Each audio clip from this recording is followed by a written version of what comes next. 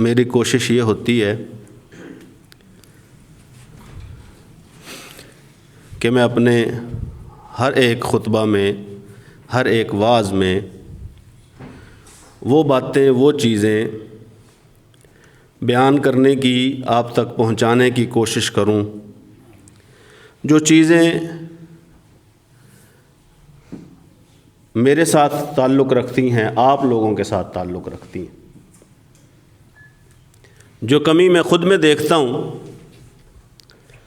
میں چاہتا ہوں کہ اس کمی کے بارے میں اللہ کے رسول صلی اللہ علیہ وسلم کے فرامین کیا ہیں، یا قرآن مجید اس کمی کے بارے میں کیا کہتا ہے۔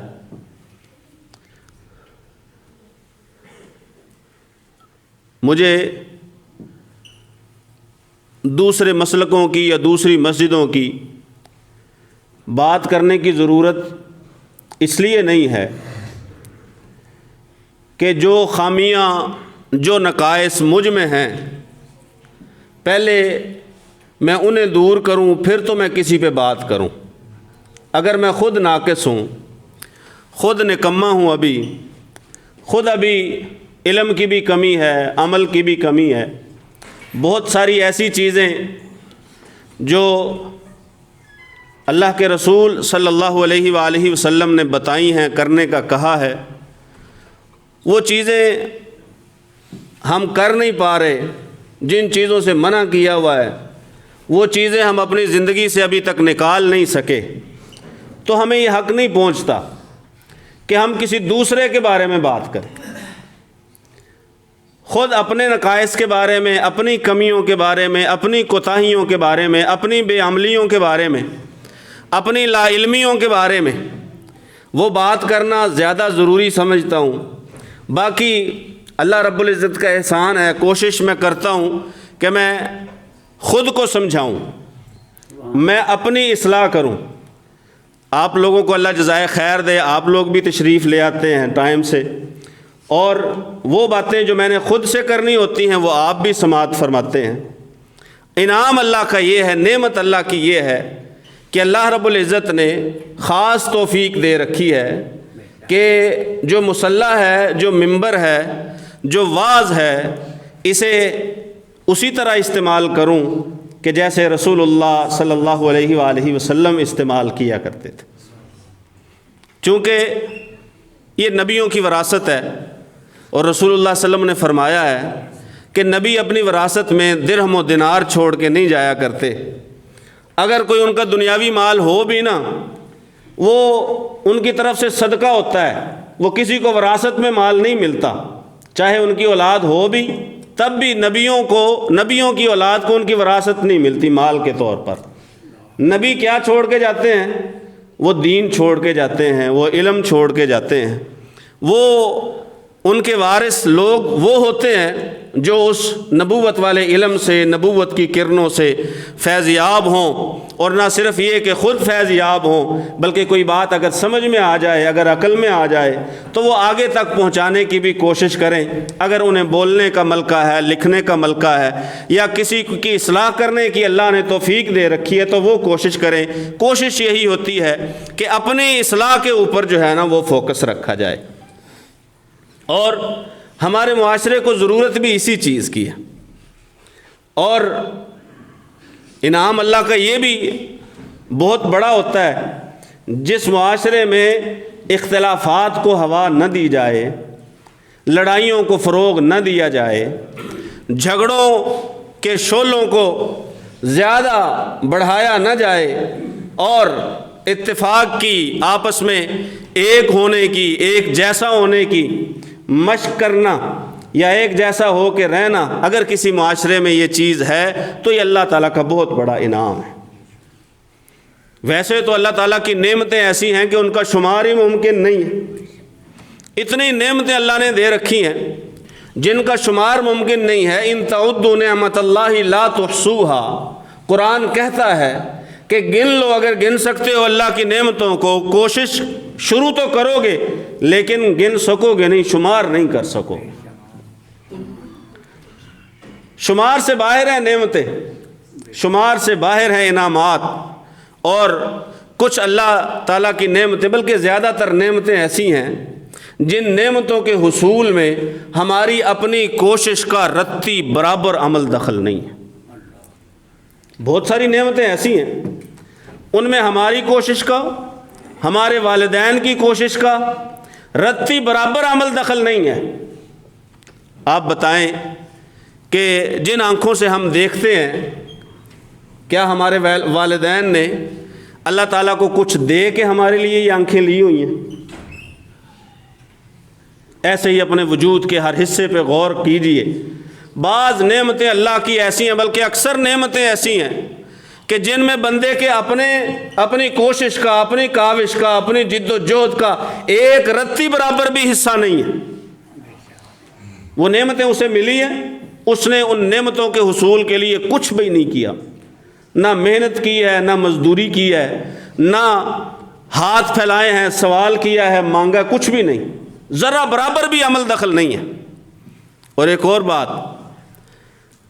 بعض نعمتیں ایسی بھی ہیں کہ جو اللہ نے آپ کو دے رکھی ہیں، اگر ساری دنیا زور لگا لینا وہ نعمتیں آپ سے چھین نہیں سکتی۔ وہ اللہ کی ایسی عام نعمتیں ہیں، وہ اللہ نے یوں پھیلا کے رکھی ہیں نعمتیں کہ اس میں امیر اور غریب، چھوٹا اور بڑا، کمزور اور طاقتور، حکمران اور عوام، وہ سب کے سب برابر ہیں۔ اس میں کسی کا کوئی زور نہیں، نہ کوئی کسی سے چھین سکتا ہے، نہ کسی کو محروم کر سکتا ہے۔ اور یہ اللہ تعالیٰ کا بہت بڑا انعام ہوتا ہے کہ اللہ نے بندے کو ایسی چیز عطا فرما دی کہ کوئی اور اس سے وہ نعمت چھین ہی نہیں سکتا، لے ہی نہیں سکتا، اس کی نعمت کو نقصان نہیں پہنچا سکتا۔ وہ مالک ہے، وہ قادر ہے، ہر چیز پہ قادر ہے۔ اگر وہ کچھ نہ دے، اس کا کوئی کچھ بگاڑ نہیں سکتا۔ وَإِن يَمْسَسْكَ اللَّهُ بِضُرٍّ فَلَا كَاشِفَ لَهُ إِلَّا هُوَ، اگر وہ تکلیف پہنچانا چاہے کوئی تکلیف دور نہیں کر سکتا۔ وَإِن يُرِدْكَ بِخَيْرٍ فَلَا رَادَّ لِفَضْلِهِ، اور اگر وہ کسی کو نعمت پہنچائے، خیر کا ارادہ کرے، کسی کو اچھا رکھنا چاہے، کائنات ساری زور لگا لے، وہ اللہ کے فضل کو روک سکتی نہیں، روک سکتی، سوال ہی پیدا نہیں ہوتا۔ اور اللہ رب العزت کی نعمتوں کا ادراک، اللہ کی نعمتوں کے بارے میں بندے کو علم ہونا، بندہ ان نعمتوں کے حاصل ہونے کا اعتراف کرے، واقعی یہ نعمتیں مجھے حاصل ہیں، تو بندہ پھر ناشکرا نہیں بنتا۔ ایک فائدہ یہ ہوتا ہے نعمتیں یاد کرنے کا کہ بندہ اللہ کا ناشکرا نہیں ہوتا، اور اگر بندہ اللہ کا شکر ادا کرتا رہے تو اللہ تعالیٰ اسے مصیبتوں سے محفوظ رکھتا ہے۔ شکر کرنے والے بندے کو اللہ مصیبتوں سے محفوظ رکھتا ہے، شکر کرنے والے بندے کو اللہ تعالیٰ اپنے عذاب سے محفوظ رکھتا ہے۔ شکر ہے نا، پھر مصیبت نہیں آئے گی، پھر عذاب نہیں آئے گا۔ یہ جو مصیبتیں ہیں، عذاب ہیں، پریشانیاں ہیں، تکلیفیں ہیں، یہ اللہ کی طرف سے جو پکڑ ہے، یہ ناشکری کی وجہ سے۔ قرآن مجید میں اللہ وحدہ لا شریک فرماتے ہیں، یہ سورہ نساء ہے اور 5واں پارہ جہاں پہ ختم ہو رہا ہے نا، یہ آخری آیت ہے 5ویں پارے کی۔ اللہ فرماتے ہیں ما یفعل اللہ بعذابکم، اللہ تعالیٰ نے تمہیں عذاب دے کے کیا کرنا ہے؟ کیا رسول اللہ صلی اللہ علیہ وسلم نے ایک بار یہ آیتیں پڑھتے ہوئے نا رو پڑے، ما یفعل اللہ بعذابکم، اگر آپ کو عذاب پہنچے، اللہ نے عذاب پہنچا کے کرنا کیا ہے؟ وہ تو نہیں چاہتا کہ میں اپنے بندے کو عذاب میں مبتلا کروں، اس نے کیا کرنا ہے تمہیں عذاب دے کے؟ اسے عذاب دینے میں لذت نہیں ہے، عذاب دے کر اس کا کوئی فائدہ نہیں ہے۔ ان شکرتم وآمنتم، اگر تم شکریہ ادا کرتے رہو اس کی نعمتوں کا شکر ادا کرتے رہو اور ایمان لائے رکھو، تو اس نے عذاب دے کے کرنا کیا ہے؟ امام قتادہ بہت بڑے مفسر ہیں، وہ ان آیتوں کی تفسیر میں لکھتے پتہ کیا ہیں؟ وہ کہتے ہیں کہ اللہ تعالیٰ شکر کرنے والے مومن کو عذاب نہیں دیتا۔ اس آیت کا مطلب یہ ہے ما یفعل اللہ بعذابکم ان شکرتم وآمنتم، ایمان ہے اور شکر ہے تو اللہ تعالیٰ پھر مصیبتیں نہیں بھیجتا، پھر نعمتیں نہیں چھنتی، نعمت نہیں چھنتی۔ اگر شکریہ ادا کرتے رہو اور اگر شکر ادا کرنا بھول جاؤ، اگر ایمان کو چھوڑ دو، پھر اس کی نعمتیں ہیں وہ واپس لے سکتا ہے۔ وہ ایک مصیبت بھیجے ساری زندگی کی کمائی برباد،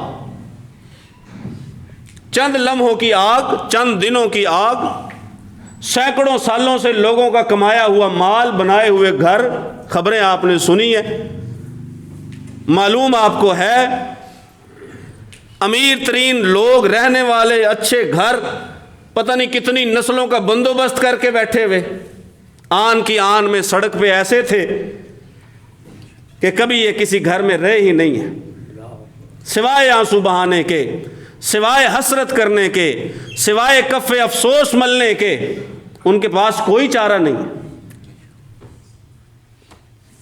ایک جھٹکا، ایک زلزلہ آتا ہے، ایک سیلاب آتا ہے، ایسے ایسے گھر، ایسے ایسے باغات، ایسی ایسی بلڈنگیں، ایسے ایسے راستے کہ جو راستے اور گھر بنا کے لوگ اتراتے ہیں، فخر محسوس کرتے ہیں، اپنے آپ کو بڑا سمجھتے ہیں، وہ آن کی آن میں اللہ تعالیٰ لے جاتا ہے، چھوڑتا نہیں ہے۔ وجہ کیا ہوتی ہے؟ شکر ادا نہیں کرتے، کیونکہ شکر ادا کرنے والے کو تو اس نے وعدہ کر رکھا ہے، لَإِن شَكَرْتُمْ لَأَزِيدَنَّكُمْ، شکر کرو گے تو اور دوں گا، چھینوں گا نہیں، شکر کرو گے میں اور دوں گا۔ لیکن اگر ناشکری کی طرف گئے، وَلَئِن كَفَرْتُمْ إِنَّ عَذَابِي لَشَدِيدٌ، پھر یاد رکھو اگر کفر کر دیا نا، ناشکری کر دی، پھر میرا عذاب بڑا سخت ہے۔ اللہ تعالیٰ پکڑتے وہاں سے ہیں، سَنَسْتَدْرِجُهُم مِّنْ حَيْثُ لَا يَعْلَمُونَ۔ اللہ تعالیٰ کچھ لوگوں کے بارے میں فرماتے ہیں ہم انہیں بتدریج پکڑتے ہیں، قسط وار پکڑتے ہیں، آہستہ آہستہ۔ وہ جو رسی ڈھیلی کی ہوئی ہے، رسی دراز کی ہوئی ہے، اسے آہستہ آہستہ کھینچتے ہیں، من حیث لا یعلم، لوگوں کو پتہ ہی نہیں چلتا کہ وہ جو رسی دراز تھی وہ اللہ تعالیٰ اب کھینچنا شروع کر چکے۔ بڑے بڑے منافع بخش ادارے، بڑی بڑی مضبوط پارٹیاں آن کی آن میں زمین بوس ہو جاتی ہیں۔ اللہ کے انعامات کی اگر قدر کرو گے تو اللہ دے گا۔ اللہ تعالیٰ فرماتے ہیں ضرب اللہ مثلا قریۃ کانت آمنۃ مطمئنہ یأتیہا رزقہا رغدا من کل مکان فکفرت بانعم اللہ۔ اللہ تعالیٰ مثال بیان کرتے ہیں، اللہ فرماتے ہیں ایک بستی ایسی تھی، اس بستی کی مثال اللہ بیان کرتے ہیں، ایسی بستی کانت آمنۃ مطمئنۃ، باہر سے دشمن کا کوئی خوف نہیں، مطمئنۃ، نہ اندر کی خلفشار کا، اندر کی لڑائی کا کوئی خوف ہے، اطمینان سے رہنے والے، بے خوف اطمینان سے رہنے والے، یاتیہا رزقہا رغدا من کل مکان، اس کا رزق، اس کی روزی، اس کے کھانے پینے کے بندوبست وہ اس بستی میں پہنچ جایا کرتے تھے۔ کدھر سے؟ من کل مکان، ہر طرف سے، اور ساتھ ہی رغدن، کھلے، یہ نہیں محدود نہیں، ان کی ضرورت سے زیادہ، ان کی ضرورت سے وافر، ایسے وافر کہ انہیں ان کے لینے میں کوئی روک ٹوک نہ ہو۔ کئی مفسرین نے اس آیت کی تفسیر لکھتے ہوئے فرمایا کہ وہ بستی کے لوگ ایسے قسمتوں والے ہوا کرتے تھے، جیسے ہم مثال نہیں دیتے اردو میں، پنجابی میں، کہ وہ مٹی کو ہاتھ لگایا کرتے وہ سونا بن جایا کرتی تھی۔ ان کے کاروبار میں برکت، ان کی تجارت و زراعت میں برکت، ان کے گھروں میں برکت، اور خوف دشمن کا ہے نہیں، چھین جانے کا کوئی خوف نہیں، اندر بھی اطمینان، نہ چوری کا خوف، نہ ڈاکے کا خوف، نہ قتل و غارت گری کا خوف، نہ فسادات کا اندیشہ، کچھ بھی نہیں۔ فکفرت بانعم اللہ، وہ بستی ایک غلطی کر بیٹھی، وہ اللہ کی نعمتوں کی ناشکری کر بیٹھی۔ نعمت واحد ہے اور انعم اس کی جمع ہے۔ عربی زبان میں نا جمع دو قسم کی ہوتی ہے، ایک جمع کثرت ہوتی ہے، ایک جمع قلت ہوتی ہے۔ باقی کسی زبان میں، اردو انگریزی کا تو نہیں مجھے پتا کہ ایسی کوئی بات اس میں ہو، عربی میں ہے۔ جمع قلت اور جمع کثرت.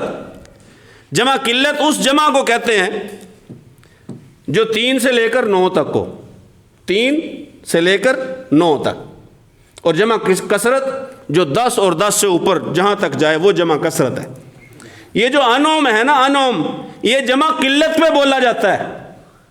یہ جمع قلت ہے, نعمت کی جمع, یعنی انہوں نے کتنی نعمتوں کی ناشکری کی, یا 3 نعمتوں کی یا زیادہ سے زیادہ 9 نعمتوں کی, ساری نعمتوں کی نہیں. بے انعم, کچھ نعمتوں کی, چند نعمتوں کی, گنتی کی نعمتوں کی. ذرا خود پہ نظر دوڑائیں, اپنے آپ کو دیکھیں. وہ جو صرف 9, زیادہ سے زیادہ 9 کر لیں, 9 نعمتوں کی ناشکری کرنے والی قوم, ہم کتنی نعمتوں کی ناشکری کرنے والے لوگ. جگہ جگہ, ہر وقت, ہر لحظہ, قدم قدم ناشکری ہی ناشکری. نہ صرف یہ کہ ناشکری کرتے ہیں بلکہ زبان پر ناشکری والا شکوہ لاتے بھی ہیں, لوگوں کو سناتے بھی ہیں. فکفرت بانعم اللہ, کیا اس نے اللہ کی چند نعمتوں کی ناشکری کر دی, ناشکری قوم بن گئی. فاذاق اللہ لباس الجوع والخوف بما كانوا يصنعون. اللہ تعالیٰ نے یہاں جو لفظ استعمال فرمایا نا, وہ لفظ غور کرنے والے ہیں. ایک ہے کہ اللہ کہہ دیتا اللہ نے انہیں بھوک کا عذاب دے دیا, اللہ نے انہیں خوف کا عذاب دے دیا. اللہ نے یہ نہیں فرمایا کہ میں نے انہیں بھوک کا عذاب بھیج دیا ان پہ یا خوف کا عذاب بھیج دیا. اللہ فرماتے ہیں پھر میں نے انہیں چکھایا لباس الجوع والخوف, بھوک کا لباس اور خوف کا لباس. عذاب نہیں کہا, لباس کہا ہے. اور لباس پتہ کس وجہ سے کہا ہے؟ یہ تو آپ ہی بتائیں گے کہ جو بندہ جسم پہ لباس پہنتا ہے وہ صرف ایک طرف ہوتا ہے, 2 طرف ہوتا ہے, یا چاروں طرف ہوتا ہے؟ چاروں طرف. سامنے سے دیکھ لیں, پشت سے دیکھ لیں, دائیں سے دیکھ لیں, بائیں سے دیکھ لیں, لباس میں لپٹا ہوا ہے انسان. اللہ فرماتے ہیں ہم نے پھر خوف بھی ایسے طاری کیا, ہم نے پھر بھوک بھی ایسے طاری کی. اب جسے بھوک ہو, جسے خوف ہو, جسے ڈر ہو, ہر وقت خوف ہو کہ اب مارا جانا ہے, اب کوئی حملہ کر دے گا, اسے کوئی قارون کا خزانہ بھی دے دے, اسے سکون آئے گا؟ خوف میں سکون نہیں ہے. جتنا مرضی بندہ امیر, اسے تو نیند ہی نہیں آتی. جو بندہ خائف ہے, ڈرا ہوا ہے, خوف زدہ ہے, اسے نیند نہیں آتی, جہاں مرضی جا کے اسے سلا لو.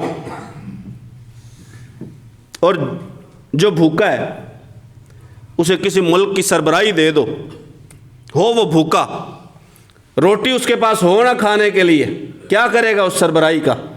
جب کھانے کے لیے ہے, پوری دنیا کا سربراہ بن جائے, کھانے کے لیے اس کے پاس کچھ نہ ہو. یہ 2 نعمتیں اللہ کی ایسی ہیں. اگر اللہ نے امن اور سکون دے رکھا ہے, اور اگر اللہ نے بافراغت رزق دے رکھا ہے, یقین کرو بندہ اگر غور کر لے نا, توجہ کر لے, اس کی زبان سارا دن الحمدللہ پڑھتی رہے, سارا دن الحمدللہ پڑھتی رہے. اللہ کا شکر کرتا رہے. وہ جب زیادہ گہرائی میں جا کے سوچے گا تو شکر کی وجہ سے سجدے میں گر پڑے. عطا اس نے اتنا کر رکھا ہے, دے اس نے اتنا کچھ رکھا ہے, لیکن ہم کے ہوئے بے حس, ہم کے ہوئے سخت دل, ہم ہوئے کہ ہمیں مزید کی فکر, جو پاس ہے اس کی قدر نہیں. اور اس آیت میں اللہ فرماتے کیا ہیں, جو 5ویں پارے کی آخری آیت ہے, کان اللہ شاکرن علیما. اللہ کو قدر ہے, کان اللہ شاکرن, اللہ تعالیٰ کو قدر ہے. قدر تو اتنی ہے کہ اگر آپ اپنی پاکیزہ کمائی سے 1 کھجور یا آدھا کھجور اس کی راہ میں دے دو, وہ اسے پہاڑ کے برابر بنا دیتا ہے. اتنا بڑا قدردان ہے وہ.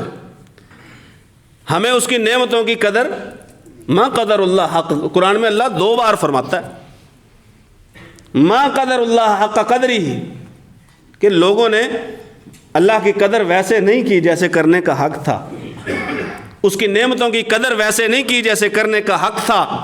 اس کی نعمتوں کے بارے میں ویسے سوچا نہیں جیسے سوچنے کا حق تھا۔ صبح و شام عطائیں ہی عطائیں، نوازشات ہی نوازشات، گھر ہیں تو نوازشات، باہر ہیں تو نوازشات، یہ اللہ کی نوازشات ہیں، اللہ کی طرف سے عطا ہے، اللہ کی دین ہے۔ شکریہ نہ ادا کرو گے نوازشات چھن جائیں گی،